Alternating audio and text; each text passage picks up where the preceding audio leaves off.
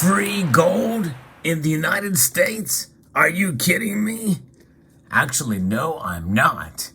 I'll tell you where you can find gold free in the United States in this video as we explore.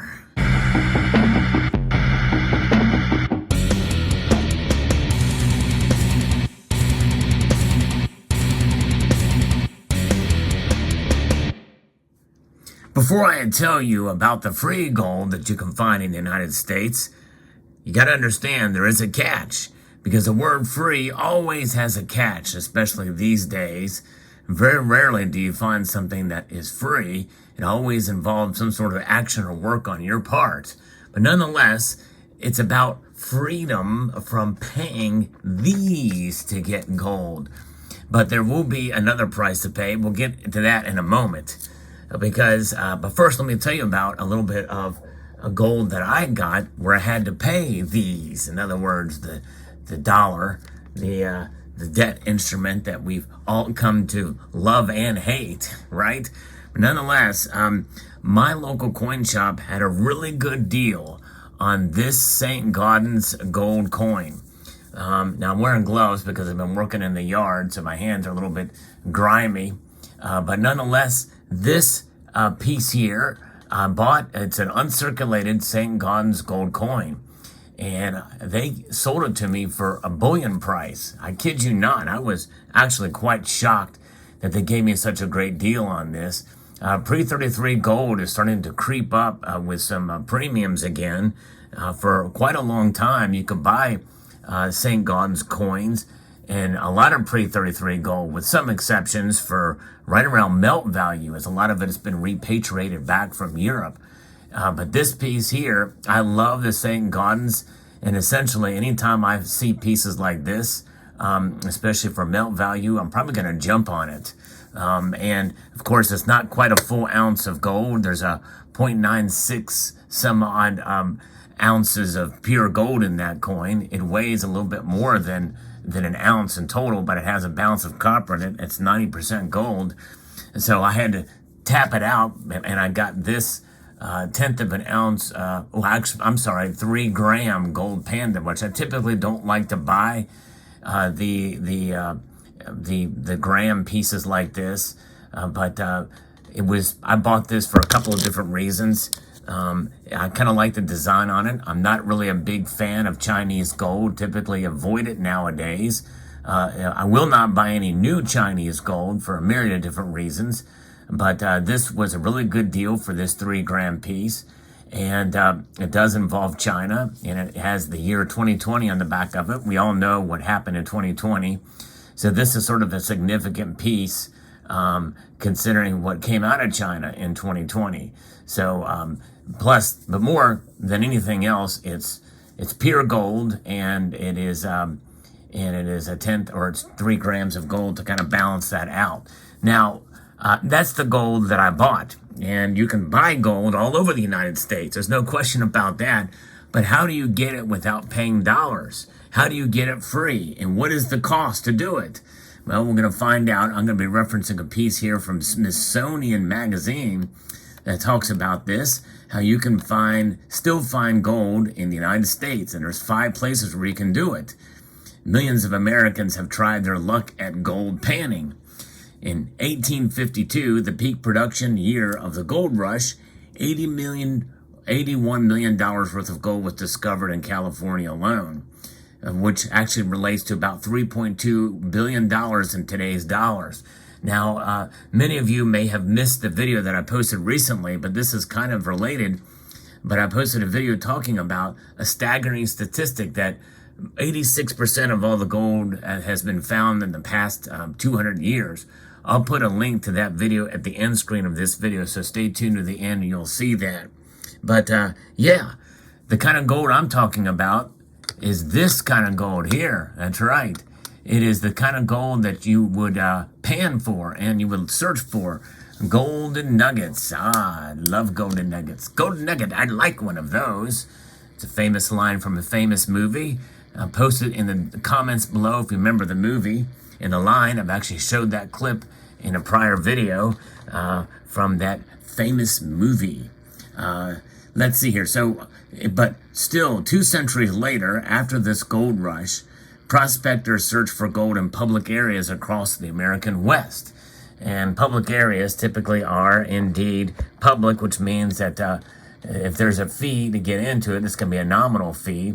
And most places they're free. You might have to reserve them, but once you see your first flake of gold pop out of the pan, it hooked you, says Andy Brooks, president of the Central Valley Prospectors Gold Panning Club based in Fresno, California.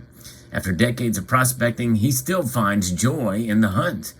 Many prospectors like Brooks enjoy the hobby of gold panning for more than just the possibility of striking it rich. Searching for gold has a vibrant past, attractive history buffs and adventurers alike. We're like family, says Brooks. It's an interesting fraternity. That it is. And that is the cost. It's the time and effort to actually go out and make that find. But there's something kind of relaxing about doing it. I actually know somebody in my local area here that does it. It's pretty interesting and pretty fun. It would be a fun thing to do, to be able to just check it out. I've never actually done it, but it'll be quite interesting. There's people that actually do pan for gold. In fact, you can actually do it from the comfort of your own home. There's a channel called Klesh. Used to go by Klesh Guitars, and I think he even sells pay dirt, and where you can go through the enjoyment of actually panning for gold, and usually come up with a couple of these little flakes inside of your pan. It's kind of interesting and fascinating. People review. There's places that sell that stuff, and it's kind of neat. But nonetheless, the article continues here.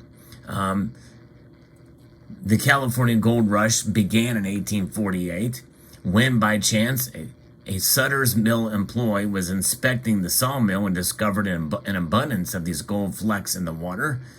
This would start a cross-country migration that changed the United States forever.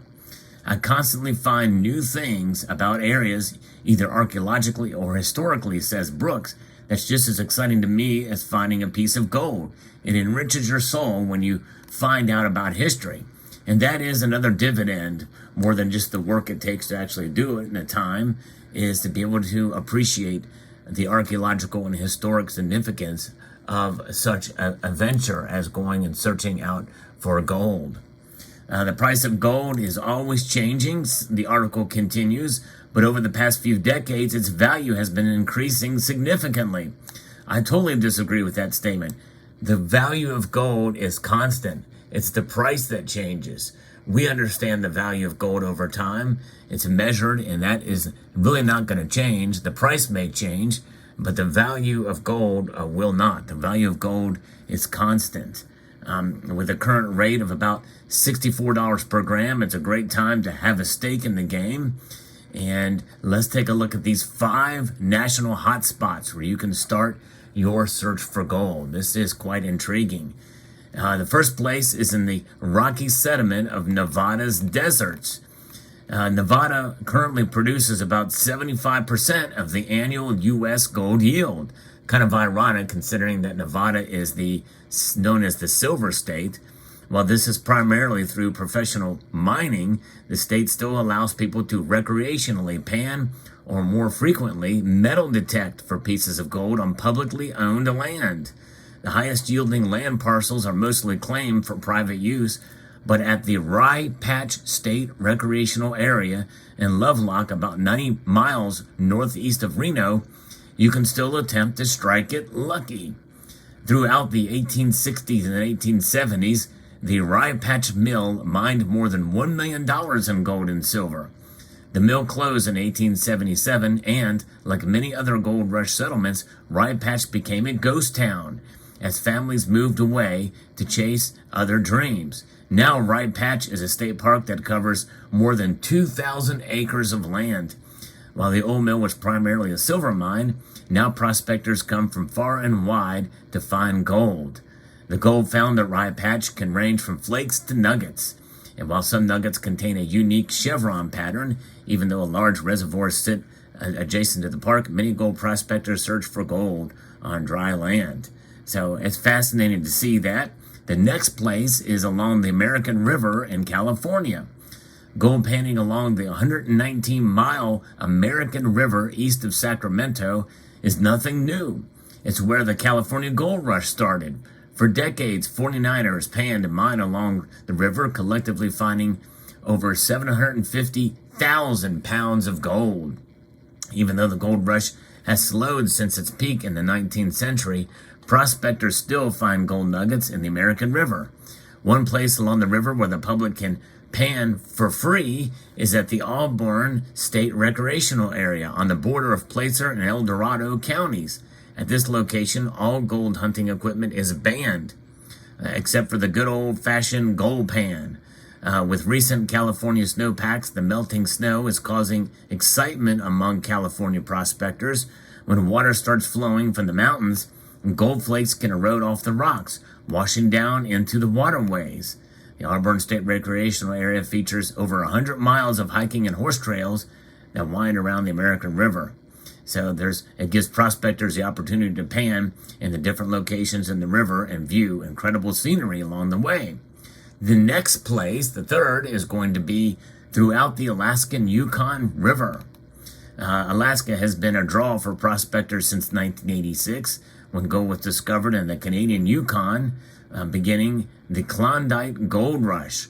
Over 100,000 gold hunters migrated to the Yukon and Alaska to search for riches. The Dalton Highway stretches 414 miles from Livingood, Alaska, 18 miles north of Fairbanks, to Prudhoe Bay on the Arctic Ocean coast. Alongside the highway, parcels of land have already been claimed by professional mining operations. However, some public access areas are classified as high yield for gold panning, according to the Bureau of Land Management. One such area is the South Fork Keukuuk River, which branches off the Yukon River. And some areas along the Keukuuk River have been professionally mined, but due to the challenges of transportation in this area, many mining operations moved away, leaving it a prime spot for amateur gold hunters. And that is, by the way, some of the inspiration for the Gold Rush series on the Discovery Channel. And then next we have in former Colorado mining hotspots. The Cache Creek mines in Twin Lakes, Colorado was a successful operation for over 50 years. When it closed in 1911, as a result of an environmental lawsuit, the area's gold was far from depleted. In 2000, the Bureau of Land Management purchased more than 2,000 acres of land to add to its over 70,000 acres around Cache Creek to preserve open space in Colorado and protect the habitat for native elk, and the area is now open for panning. In Cache Creek, only recreational mining is allowed, though. And finally, the last place is in Arizona's Lynx Creek. I've actually been near that area fairly recently. While Arizona is commonly known for its mining of minerals like copper, silver, and turquoise, the state is ranked 5th nationally in gold production. Gold was first discovered in the mid-19th century in the Gila River. From there, many mining towns arose and fell based off of the tides of precious metal discoveries. The Bradshaw Mountains, located south of Prescott, Arizona. By the way, I've recently figured out how to pronounce that. I thought it was Prescott, but it's actually pronounced Prescott. Arizona were always known for their gold production. Gold prospectors are welcomed year-round in the Prescott National Forest, 100,000 acre plus of land and 950 miles of trails. The park also allows up to 14 days of camping on the 30-day period. Some regulations exist on where panners can recreationally mine for gold, but luckily the Lynx Creek and the Lynx Lake area, where gold has previously been found, is open for business. The mountains and dry area around Lynx Creek makes it scenic river oasis to find gold flakes. So there you have it, folks. Let me know, do you live in any of these areas or near them? And if so, have you ever thought about doing some recreational gold panning of your own? It'd be really neat to be able to find gold, such as you see here, these little flakes, nuggets, and actually I opened this thing one time and I think I sneezed and they fell out all over the place. I got most of them back, but there was actually a lot more of these. I've lost a great deal of these little flakes, but These are ones that I actually bought. I did not find these myself, but is this gold painting something you'd like to do? Let me know in the comment section below. I think it's fascinating indeed, and if I ever had the chance and time, I would kind of like to do it for fun. But fascinating indeed. Let me know what your thoughts are. Hope you found this video educational, informative, and entertaining. I would like to extend a multitude of gratitude to all of you for taking the time to watch this video, and to encourage you to please rate, share, comment, and subscribe.